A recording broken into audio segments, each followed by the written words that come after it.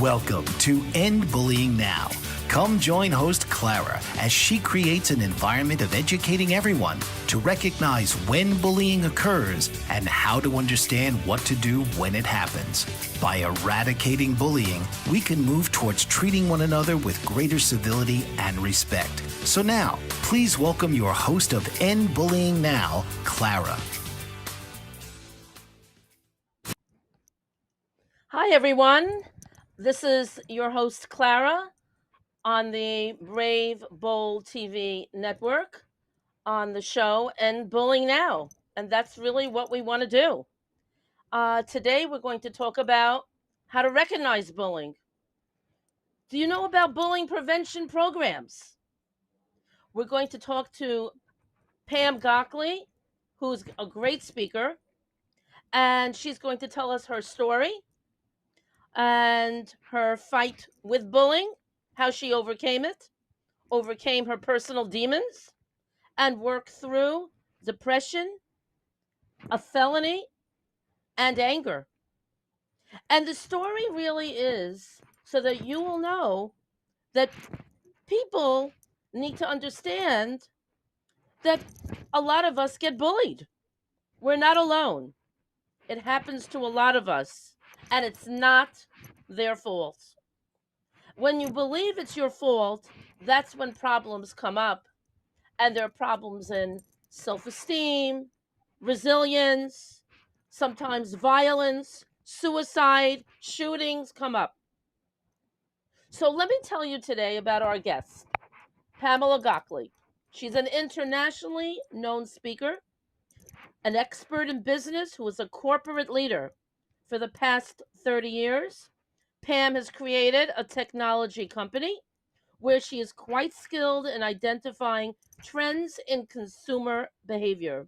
She has received the Entrepreneurial Achievement Award from Kutztown Small Business Development Center and the Lehigh Valley Businesses 25 Women of Influence, both in Pennsylvania.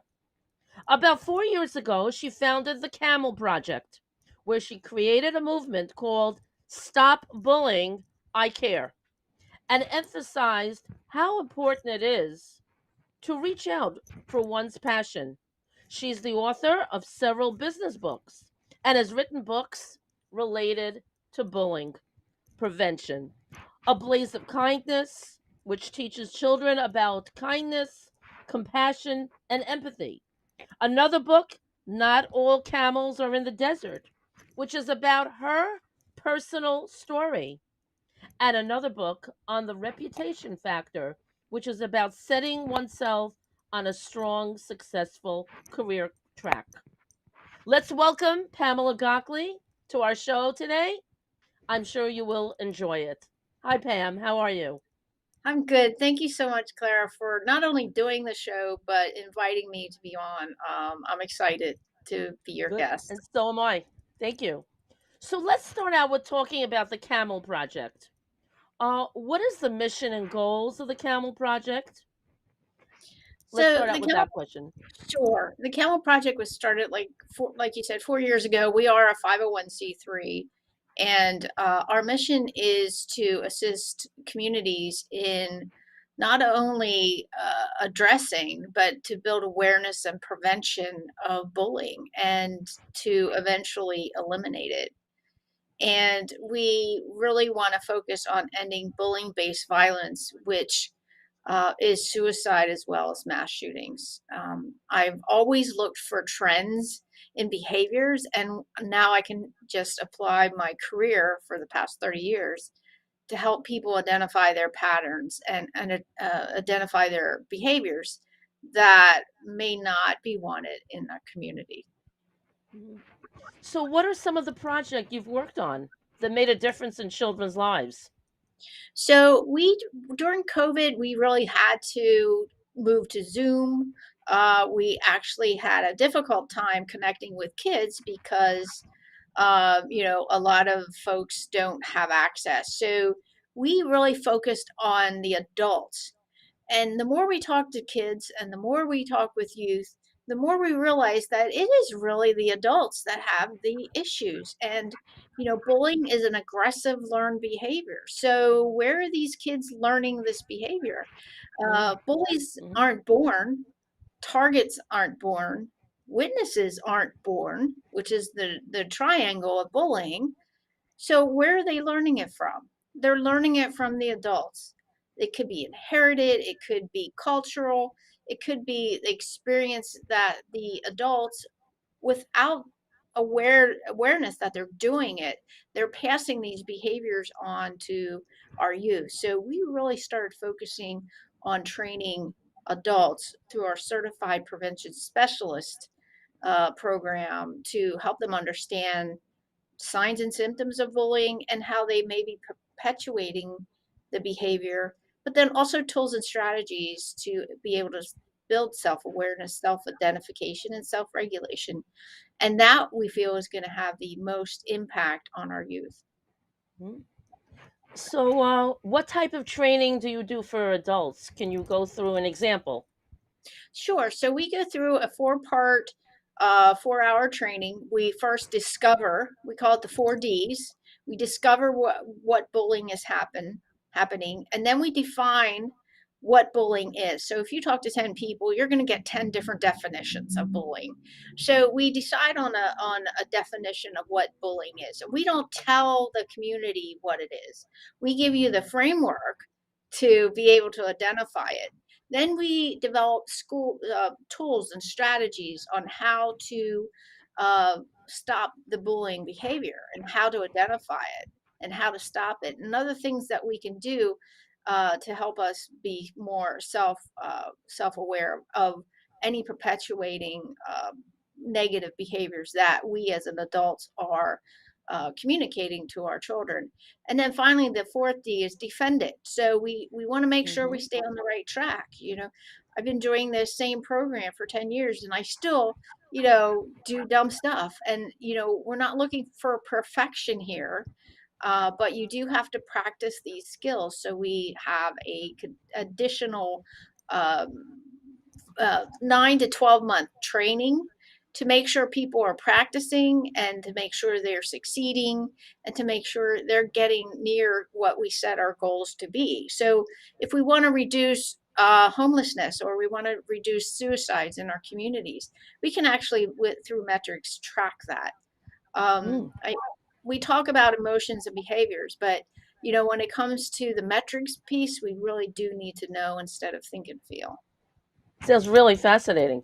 So, can anyone join your program? Absolutely. It's open to anybody. We like 6th grade and up. The 6th graders I speak to are smarter than I will ever be. But we work with schools, we work with police departments, we work with community organizations that have a huge influence on our children. So we work with the YMCA's, we train the staff, and then we help them identify some children who are being bullied by understanding their behaviors and maybe helping them understand their emotions. So before it gets to violence, before it gets to suicide, there are signs and symptoms, and we as adults are missing it. And 74% of bullying is verbal. We should be hearing it. So Mm-hmm. we either hear it or don't recognize it and don't know what to do with that. So we give them real life strategic things that they could do to de-escalate somebody who is uh, the bully or somebody who is the target or somebody who is the witness. Can you give an example of what you teach them? So one of the tools that we introduce is pause, ponder, and pivot. So people say, um, what happens to you in life, 10% is what happened, 90% is how you react. So we actually introduce the pause, ponder, pivot that helps you reflect.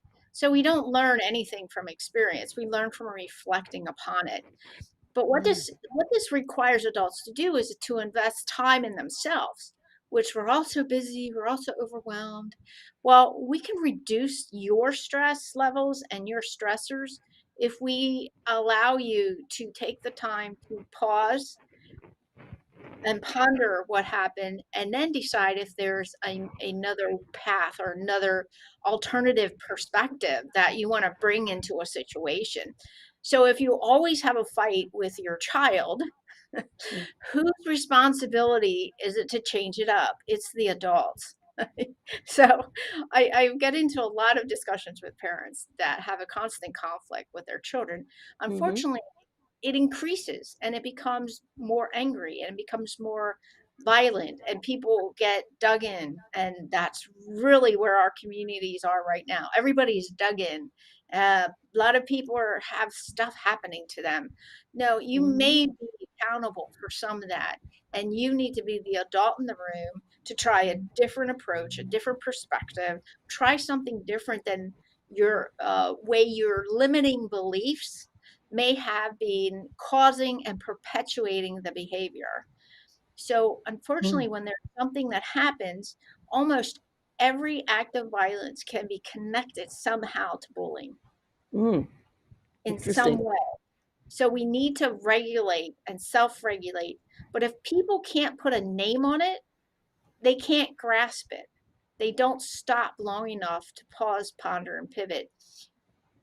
Almost Mm. 90% of the people that go through our training continue to use pause, ponder, and pivot. And that's just one tool that we introduce. But it requires you to take time and investment in yourself. And most people think they're okay. Yeah, we're Mhm. okay. How you doing? I'm fine. Can I help you? No. I mean, okay, people.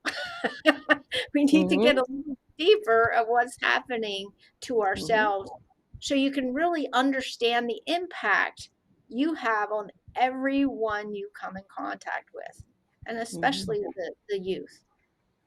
So, are you really implying that pause, ponder, and pivot is an approach or a tool or a strategy that we should take when we're bullied or in general? I think these tools and strategies work if you're the bully, if you're the target, or if you're the witness.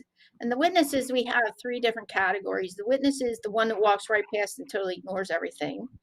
Then we have the witness that eggs everything on, yay, hit her, Mhm. that really is the cheerleaders. And then you have the one we call the guardian or the protector who wants to intervene and wants to protect. And unfortunately, in school situations, they're usually the ones who get suspended, which is a total issue with the way our schools approach this topic. It's unlike any other topic, and they need to really understand deeper. That's why we work with the whole school. We work with the lunch ladies, we work with school bus drivers, the custodians, the whole community. But we think pause, ponder, pivot, and can be used with any age. It is a self-awareness, a mental health check. It is teaching people how to deal with trauma. They may not have all the answers, but once you start realizing and you have a support system, or if you take our course, you do get an additional months of support. So we don't give you the program and say, here, go fly. No, this takes practice, you know. And the older you are, the harder it is to introduce Mhm. new ways of thinking about things, a different perspective. But we found, on the other hand, once these folks start understanding and start feeling better, the stress starts to leave and people start becoming more authentic and real. And they know they have options and they have different ways of dealing with things. People really pick it up because it's a organic type motivation because you feel better. You don't have those headaches. Your tummy's not always upset. You're not always stressed. You actually Mhm. can take time and see all the goodness and kindness that exists in the world. But if you're so overwhelmed with stress or depression, it just is a really traumatic spiral that we seek to interrupt. Right. Yeah, well, I'd like to for the audience to hear an actual example. So, in other words, let's say I'm being bullied by my boss. I come to your program for help. So, Yes. when I go through these strategies and tools, the pause, ponder strategies, how do I apply it to myself and my relationship with my boss? So we have 1 minute, so that's a little stress for me to be able to answer that. Oh, But, if we'll you're continue in the next segment. okay, yeah, but if you're aware of that, that's the first step. Mm, right, right. So maybe what we'll do in the next segment, because there's so many questions that I have, on with our conversation, we'll continue how we personally can relate to this. So stay tuned. This is the Bold Brave TV network, and this is the End Bullying Show, hosted by Clara. Stay tuned soon. What if there were a super tiny device that could diagnose the brain and is smaller than a single human hair? What if you could see inside the brain to help an epilepsy patient during surgery or to help the fight against Parkinson's disease? Dr. Patricia Broderick is proud to announce the Broderick Probe, a biomedical and electronic breakthrough. Imagine a probe to help with the understanding and potential cure of brain-related diseases. To learn more, listen live to the Easy Sense radio show with host Dr. Broderick, Wednesdays 7 p.m. Eastern on the Bold Brave Media Network and TuneIn Radio. And to help support the Broderick Foundation, please go to EasySense.com and learn how, with your help, we can fight these horrific brain disorders. That's EasySense.com to learn more and help support the Broderick Foundation.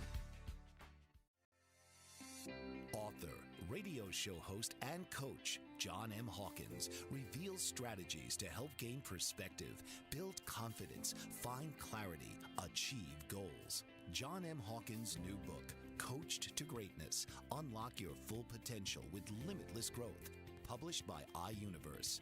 Hawkins reveals strategies to help readers accomplish more. He believes the book can coach them to greatness. Hawkins says that the best athletes get to the top of their sport with the help of coaches, mentors, and others. He shares guidance that helps readers reflect on what motivates them. Rediscover and assess their core values, philosophies, and competencies. Find settings that allow them to be the most productive and track their progress towards accomplishing goals. Listen to John Hawkins' My Strategy, Saturdays, 1 p.m. Eastern on the BBM Global Network and TuneIn Radio. Hi again. This is Clara from End Bullying Now, and it's the Brave Bold TV network. And we're talking about solutions to bullying, which really impacts on everyone. And it would be great to have these strategies and tools and know what to do when we're bullied. So we're getting back to our last point. So if we're asking Pam, if I'm being bullied on the job by my boss, uh, what what kind of tools will the program actually do for me and help me cope with my boss? Sure, and bullying doesn't end in school. So this is a myth that is, boys on the playground and it ends at school.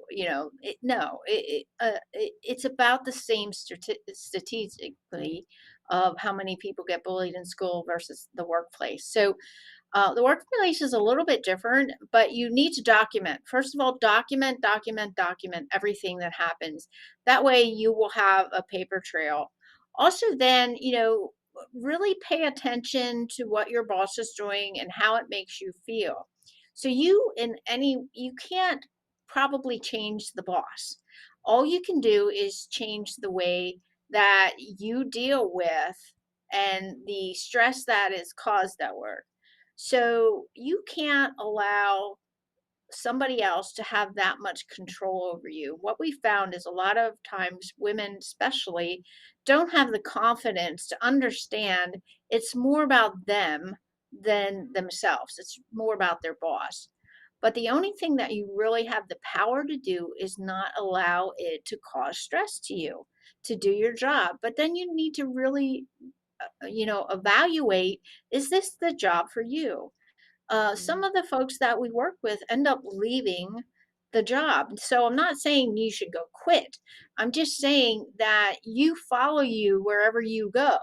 So if you you are a target of bullying, you have to figure out why you're a target of bullying. Not that it's your fault, and we don't place blame and we don't judge. But there may be something that you can do by lack of confidence, because bullies always pick the perceived weakest ones. They don't want to fight, they want to win. And they will continue to bully as long as people allow themselves to be bullied. Again, I'm not blaming the target. We don't call them victims either, because that takes Mm-hmm. their power away. Mm-hmm. We want to Right. empower women to be more confident. So if it's not in your nature to stand up to people, people are going to continue to target you for bullying, no matter where you work. You're probably in that same situation in your relationship as well. And you're probably in that same relationship with your family, your parents, your siblings. So if you start identifying a pattern, you can then decide if that's what you want. So I had this one woman I was speaking to, and she's telling me about her children and they take advantage. I said, "So you're a doormat?" And she went, "What?" I said, "Are you a doormat?" I said, "It's a simple question." So we met in another couple days, and she said, "I was really thinking about that." She goes, "I am a doormat." And I said, "It wasn't a judgment call, it was a question." And I said, "So what do you think about that?" She goes, "I don't like to be a doormat." And I said, "Well, what are you going to do?" And she says, "Well, I'm going to change something I'm doing." I said, "Okay." So I said, "Go ahead and work on that." So I come back in the next couple weeks, and she says, "You won't believe what happened." I'm like, "What happened?" She says, "I was in a store with my mom, and this woman ran into me with her cart." And I said, "What did you do?" Because she's kind of like 6 foot tall, so she's a little intimidating. But I said, "What did you do?" She goes, "Well, normally I would have turned around and I would have cursed her out and I would have stormed out of the store." And I said, "And how is that for you?" She goes, that causes so much stress." I said, "Oh, really?" I'm like, "Okay, all right." Starting to get really proud. And I said, "Well, what did you do?" She says, "I just turned around and I walked out." And I said, "Then what happened?" She goes, "My mom says, 'What is wrong with you?'" I'm like, "What do you mean?" She goes, "Mom said any other time you would have been cussing her out and causing a scene and, walking out in a huff." And she goes, "I said to my mom, I'm not causing that much stress on myself anymore." So Mm. until somebody recognizes it, until somebody asks you these types of questions, nobody takes the time to do it. And nobody understands the impact that they have. So this woman, who was pretty aggressive, has toned it down and has reported back many times that her stress level is decreased because she doesn't cause the stress anymore to herself. It's not worth Mhm. it. So Mhm. some of the self-awareness, the self-identification, the self-regulation that she's done, I am so very proud of her. And she has currently left her position and gotten another position and is doing really well. And her stress level, and she's been able to have forged a different relationship with her children, with her mother and the people that she works with. And her stress level is really low, and she can enjoy life and have gratitude and kindness and compassion. And Mhm. she's practicing that. And people aren't born with compassion. It's a skill. Right. And until somebody points it out, it's really hard to build the self-awareness without a supportive person to walk you through it. Right. That's really great. So, in other words, people can come to your organization and find support, learn Absolutely. how to grow uh, within themselves, become more self resilient, being able to overcome negative circumstances. And we learn these characteristics. I mean, that's what you're learn how to deal with them. That's what you're saying. Absolutely, because these are human things. These are things that happen. Stress happens, bad things happen. Right. We can't make bad things not happen, but we can equip folks with the tools that they can use whenever they can need to pull them out of their toolbox. And these are not taught in school. They're not Mm-hmm. taught at home. They're not taught Mm-hmm. anywhere. And yet, this field I found so helpful to communities. So if you're not aware of your reputation, everybody else is. That's the kicker. Everybody else knows you better than you. They know your facial expressions, they know how you react, and sometimes a bully can take advantage of that and Mm-hmm. will. Or you may be causing stress to people around you, and you may be the bully and you're not aware of it. Um, and you may be the witness and you're missing things because you don't understand fully the impact of words and behaviors on the community in which you're trying to interact with. So, as we all grow together and we all build awareness around this topic, I'm fully engaged in ending bullying, eliminating the behavior. And Mm-hmm.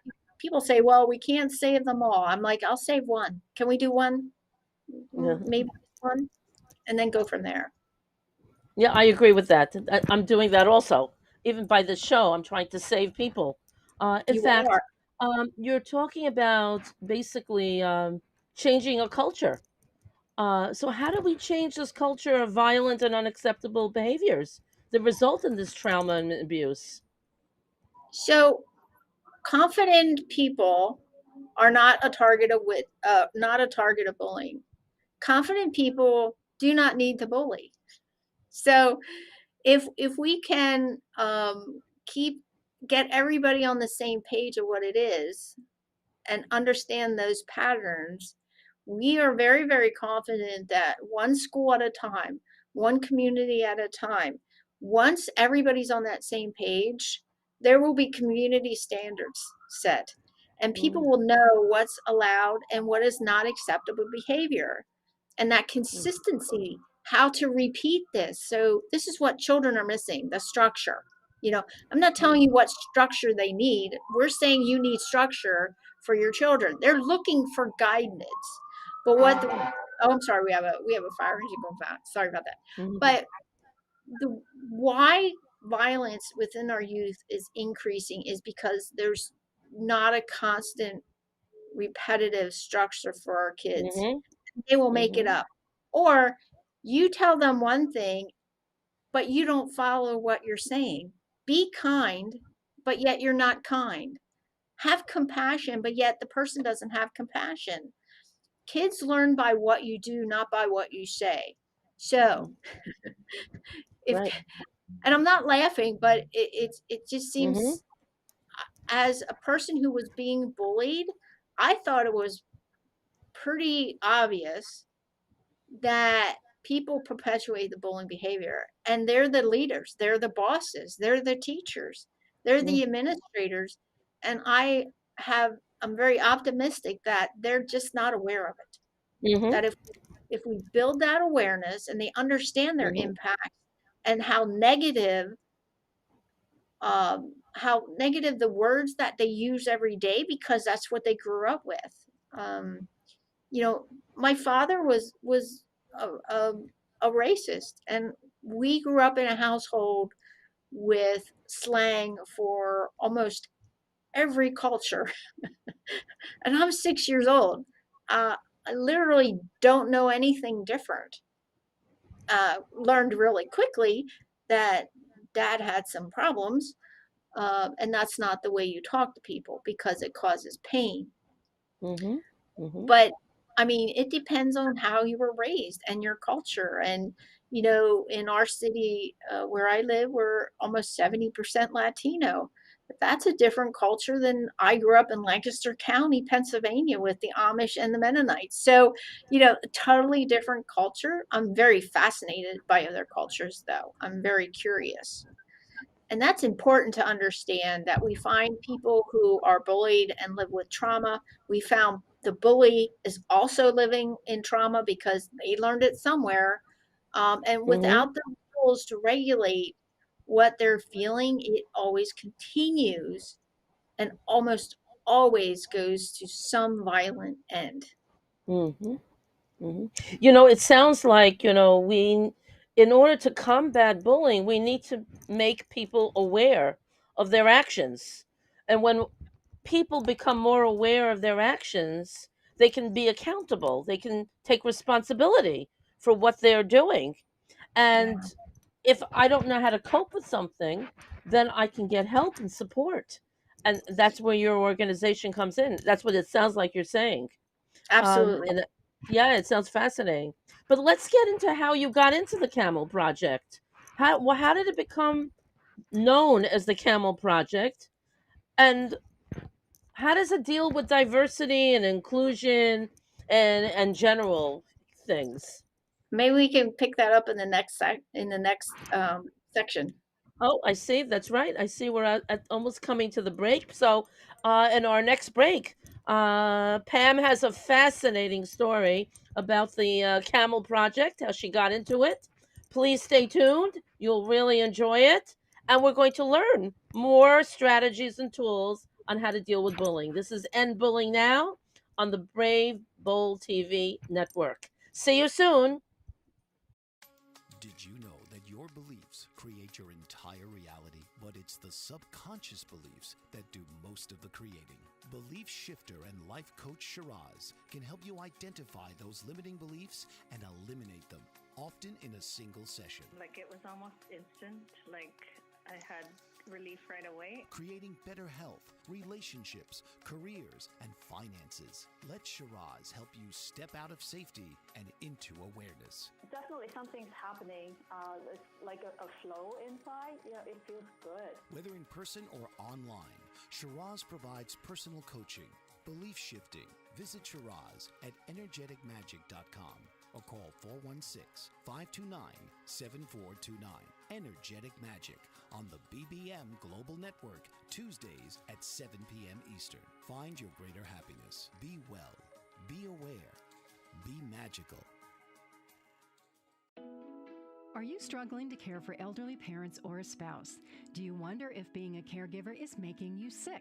Are you worried about taking time off work to care for elderly parents and balance work, life, and caregiving? Has caregiving become exhausting and emotionally draining? Are you an aging adult who wants to remain independent, but you're not sure how? I'm Pamela D. Wilson. Join me for the Caring Generation radio show for caregivers and aging adults, Wednesday evenings, 6 Pacific, 7 Mountain, 8 Central, and 9 Eastern, where I answer these questions and share tips for managing stress, family relationships, health, well-being, and more. Podcasts and transcripts of The Caring Generation are on my website, PamelaDWilson.com, plus my caregiving library, online caregiver support programs, and programs for corporations interested in supporting working caregivers. Help, hope, and support for caregivers is here on The Caring Generation and PamelaDWilson.com.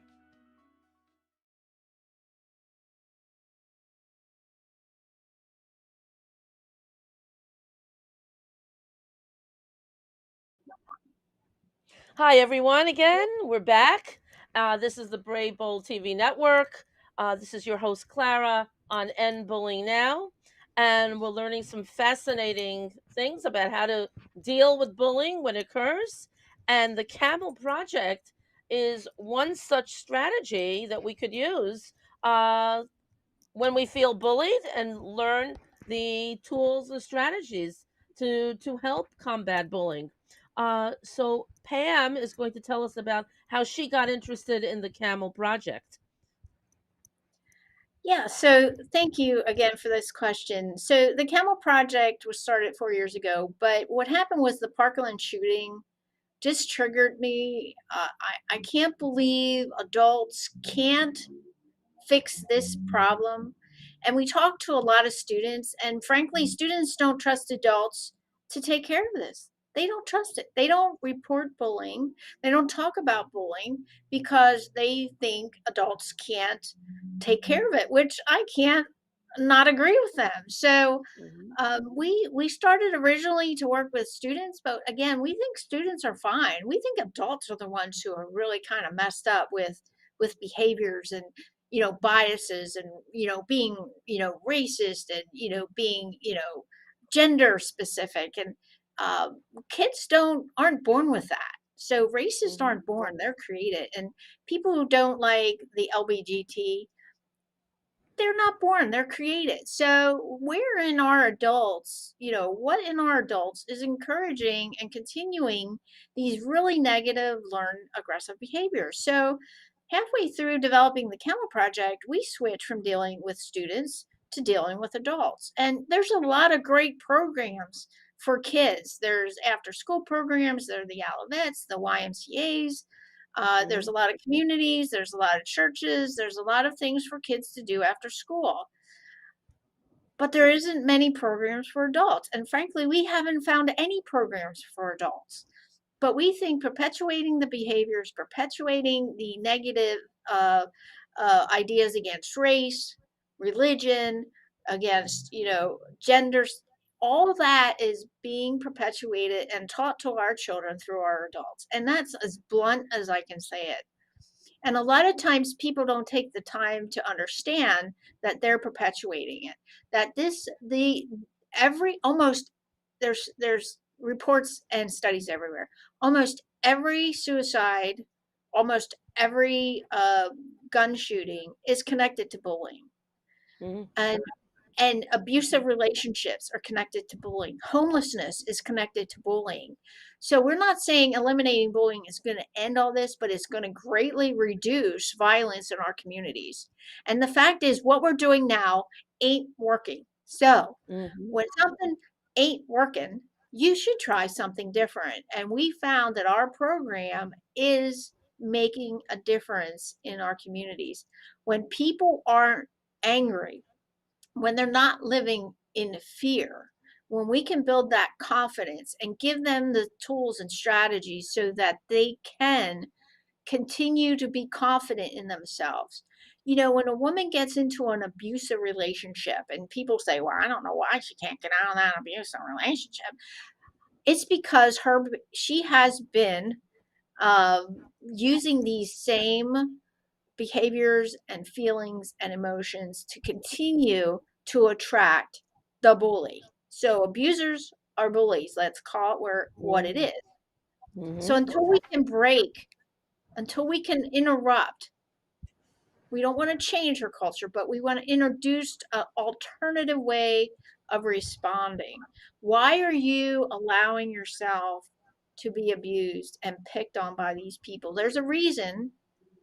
People, you ever have a friend that always attracts the losers? Well, yeah, it's because she's doing something. Let's build that confidence up. Let's get her to feel really good about herself, to love herself, to be kind to herself. And guess what? The bullies are going to walk right past her. So, Mm. uh, and people are in really abusive relationships, and it goes both ways. I don't mean to not say men are not abused as well, but these women who are abusive to men have the same issues. This is the way they were raised. They may have seen their parents fist fighting, and that's why we started the Camel Project. Mm. I was born into a poor household with two alcoholic parents, so I witnessed bullying as a child. I then went into high school, and I became the target of the bully, and I gained 300 pounds. Not one single adult asked me what was happening. They asked me, what is wrong with you? Well, how am I supposed to know? I'm 12, right? But this is still happening. This is my point. This is why this was started. So you can only take so much until you snap. And that's when I committed a felony in ninth grade, because in eighth grade, I thought I was invisible. Mm. I was convinced I was invisible because no adult in the right mind will allow this to continue to happen to a child, right? Now it Right. happened. So ninth grade, I snapped. I became the bully and I Oh. committed a felony. I was told I was fat and lazy. I would never graduate from high school. Turns out I was a dyslexic. They didn't diagnose me. They put me in special education. So I, of course, they said either leave school or you will be prosecuted for the felony. So of course I left school. But, with the influence of a very strong mother who got her act together, and nobody's perfect. I don't blame anybody. Mom had her issues, dad had his issues. You can only blame everybody else for so long until you have to be accountable. But with the help of my mother, I went back to college. I have 2 college degrees. I'm on the process of writing my 5th book. People say, well, you can't write a book, you're dyslexic. So I wrote 4. Good. Started a technology company for the past 30 years. Now, I'm very fortunate. I was a very good coder, very, very good coder, but I don't want to do it anymore. So I'm very fortunate now I do my passion. So Mm-hmm. I do what I'm passionate about because it's still happening to kids, or we would not have school shootings anymore. And suicide wouldn't be I think it's the first leading cause of death of our children. So it's still happening and getting worse. Yes, I agree with your story. An amazing story. Uh, and I'm so happy that you're doing this Camel Project to reach out to others. As you're talking, I'm thinking, how do we stop bullying? Yeah. If the adults are bullying, Are we out of time again? oh, I guess so, almost. But maybe Oh my goodness, it goes pretty quick. it's So, flying. yeah. So, okay, we're not out of time yet. Okay, Okay, good. but how do we stop this process? If the adults have learned to bully, how do we stop the process of bullying? Children bully even on the playground. You And they know, learned it. Right. And they're learning it from the adults in their lives. So we need to get into the schools. We need to get into the parents. We need to encourage the community youth organizations. So if we have a school that follows our program, and then we have let's say the YMCA, and they hear that repetitiveness, the kids hmm are going to start reacting in a very positive way. So, and the adults, I'm not above peer pressure for adults to get them involved, to make them understand that, hey, you know, you really hurt people's feelings with how you say that, and this takes another adult that has a relationship with them to be able to have that discussion. And here's what we do. Here's what I do. So, we have a train the trainer program that we can teach people to deliver our program as well. There's a lot of people out there. We're a small nonprofit. So we're looking to train people to take it into their communities and to be accountable to the community to keep the standards hmm up. So we don't want to come into a community and stay in the school for 7 years. We don't want a job. That's not what we want. We want to leave them with the tools and strategies. And then frankly, it's up to them to decide if they want to reduce it or not. Just like anybody that goes into our program. I can't make anybody do anything. I can hmm present an alternative way of a different perspective, a different way of reacting, different use of words, and this awareness piece. And then they can make the changes if they choose to and help the community stop being so violent. I mean, we live near Philly. Violence over in the mm Philadelphia area is crazy. Right. And it's not going to stop today or tomorrow, but we can start a trend to start lessening the negative reactions so that maybe instead of getting a gun, that being the only choice, or having a student whose only choice is to commit suicide. I attempted suicide, so I understand that. It's not in my book because we thought it would be a little bit of a too too deep for the subject of the book. The book goes along with the program. It's written in a 14 font. It's a dyslexic font and it's 1.5 alignment. So anybody with a reading disability will probably be able to read it. The really small font really messes up dyslexic. So I made 14 font, 1.5 alignment. So everybody can actually read it. I didn't use any big words. I believe if I did use a big word, it was explained what it was, so people don't get lost in the words, because people learn in a different way. I'm very visual learner and audio learner. Hmm. So we do have an audio book as well. So people can buy the audio book as well, because people learn in different ways. And we didn't want to allow or have anybody left out, because that's what the problem is. People are, slipping through the cracks. I mean, Hmm. if you talk to an inmate in a prison, you will find the amount of trauma that person has lived with. So we work with juveniles who are just touching the legal system as well. And those are one-on-ones. So we teach them about emotions, and we teach them how they lead to the behaviors. And you're okay. It's okay to be pissed off. Just don't stay there.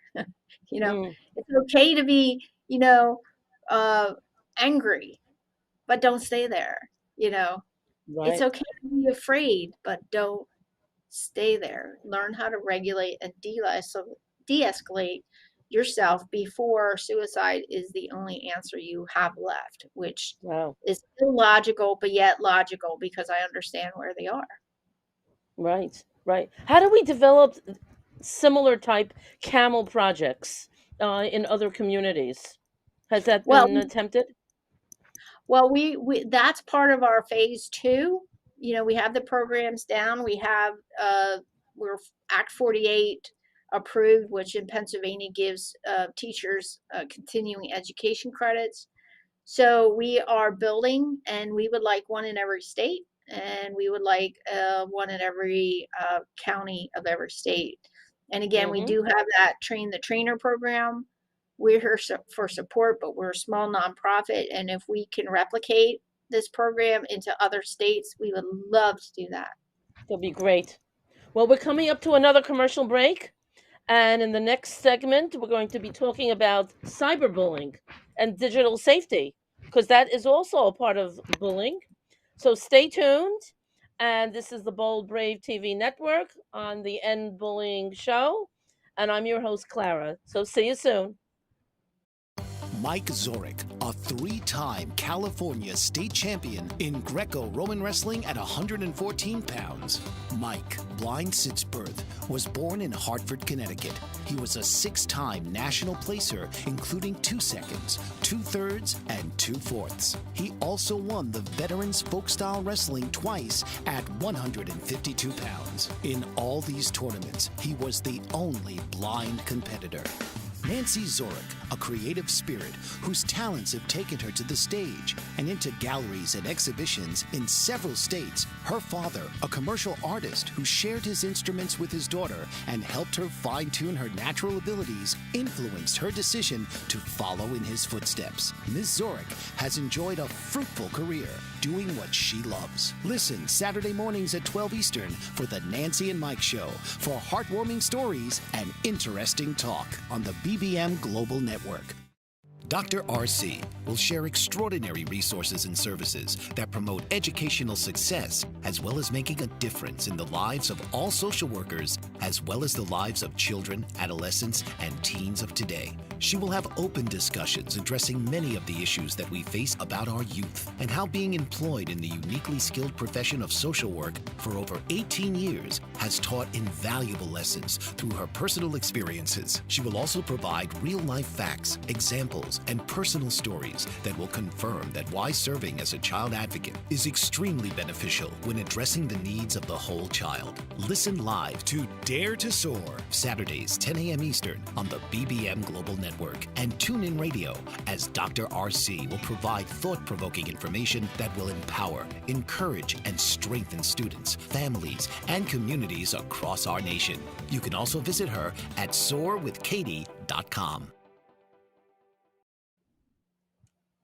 Hi again. This is Clara on End Bullying Now. I'm on the. We're doing from the Brave Bold TV network, and we have the honor of speaking to Pamela Gockley. She has a wonderful project, the Camel Project, where she's trying to reach out, teach adults. In fact, she has also worked with children, tools and strategies to deal with bullying. And I think it's fantastic that she's doing this, and we can all learn from it. But let's now talk about cyberbullying. So, how do we stop in this last segment that we have? How do we stop cyberbullying, and how do we achieve digital safety? So, this is a really good question and really a major topic. And like every other topic on bullying, the Camel Project has a different approach to this. Most people want to, have kids stop bullying. Well, we feel strongly that the kids are learning it from the adults. So if we stop the adults from bullying, that will have a huge impact on our youth. We also think cyberbullying is a side product, is a gateway from bullying. So people usually don't start bullying online. They start bullying face to face, and it actually goes on to online. And I think adults have done a very, very, very poor job of rolling out the internet and, giving a child an iPad and saying, "Here, go entertain yourself." I think is a critical mistake that the adults are not policing the use of the internet. So, I tell parents, you own the phone and you can turn off the internet. And they're like, what? Yeah, it's like the children do not have a constitutional right to have a phone that connects to the internet. There are different things that you can do as a parent to take control of what the child is connecting with. So we actually have a program to identify some of the icons that are dangerous to children. So if you're locked out of the phone that you own that your child is using, you have a problem. It's not the child's problem. You have a problem. You need to take back your phone and you need to be able to put some parental restrictions on that phone. And if you don't know how to do that, then you need to keep the phone and go to the phone company and find out how to get that done before you give it back to the child. And they're not going to be happy with you. They are going to be pitching a fit and they're going to be angry. But I guarantee you, there is no constitutional right for a child to have a phone that connects to the internet without parental guidance. So we really step on the adults on this one. It's not so Mhm. much the children are doing this; it's that there is no structure, there is no guidance, and you should be Mhm. on the internet with them. And if you're not, then we're going to get a lot of the cyberbullying, and adults who may be contributing to the cyberbullying need to understand. And I've seen that too. The parents are as guilty as anybody of cyberbullying people, stalking people on Facebook. It's really maddening to me how people talk to each other, what they say to each other, how they act towards each other, how they cyber stalk people. And I Mhm. have a very strong constitution. I have very strong words. So people do this to me all the time. I'm very confident. I keep thinking you must be miserable in your life to be able to be doing this to somebody else, but it doesn't Mhm. stick to me. Unfortunately, children do not have are not equipped with that emotional maturity to deal with the coping and to be able to deal and Mhm. understand that it's a you problem. It's not a me problem. So uh, Mhm. that's our take on cyberbullying. It is a side effect of bullying behavior that is not being addressed in the family, in the community, at school, or the community youth organization. And that's our take on that. We just think it's a byproduct. Mhm. Most people don't start bullying online. They practice What? a long Yeah. time before they take it Oh, online. yeah. What can the school do to address cyberbullying? Well, Policies again, in place? unfortunately, I work with schools, and once it's off of property, there's not much the school can do, but they can work together with the parents, and they can work together with the police department, because we all have these kids that said they're either going to be dead or in jail by 18 years old, and it's pretty much true.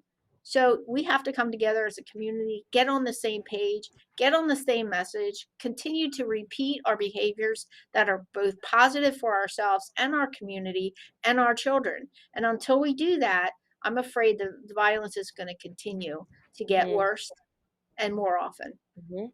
Mhm. I mean, you're basically saying that we need to teach our children structure. Parents need to guide their children. I mean, but how do, given the fact that there is a problem? And that's what we're trying to do by talking about it, making people aware of it. Let's do something about it. How do we actually teach our children, separate from the Camel Project, but in general, self awareness, self confidence, self resiliency for a child? How do parents teach their children that? A lot of times we encourage people to talk to other parents, to have this really hard discussion on what do you think we're communicating to our children when you see them on the playground starting fights with each other. Where are they learning that from? Taking personal responsibility and accountability for what our children are doing. When they're having a fit in the grocery store, is it because they're tired and they're hungry? That's a real issue as to why somebody is acting out. Make sure you're aware of why the behavior is happening and if you are perpetuating or how you can de-escalate that behavior. Get them a cheeseburger, let them get some sleep. I mean, it could be that easy. There's major problems going on that we need to tackle, and that's what you're saying. I see that we're coming up to the end of the segment. This is our last segment, and I really want to thank Pamela Gockley for such a wonderful discussion, making us aware of what's going on in bullying, and we need to continue working again. We have a lot of questions here to answer and to work with. But this is just the tip of the iceberg. And so Yeah. I hope that you've learned more about bullying and that you learn how to prevent bullying. And please look up the Camel Project and see, maybe you can connect with it and you can become a leader in your own community to stop bullying. And that's really what we want to do. So I want to thank Pamela for coming on, and hopefully we'll get to see her again soon and continue our discussion on eradicating bullying. This is the Bold Brave TV network on the show End Bullying Now. This is your host, Clara, and we hope to see you soon again. Please join us on our next show. Have a great day. Take care. You've been watching End Bullying Now with your host, Clara. Join us each week as we begin constructive conversations so that bullying can finally be eliminated from our lives. Tuesdays at 6 p.m. Eastern, right here on Bold Brave TV.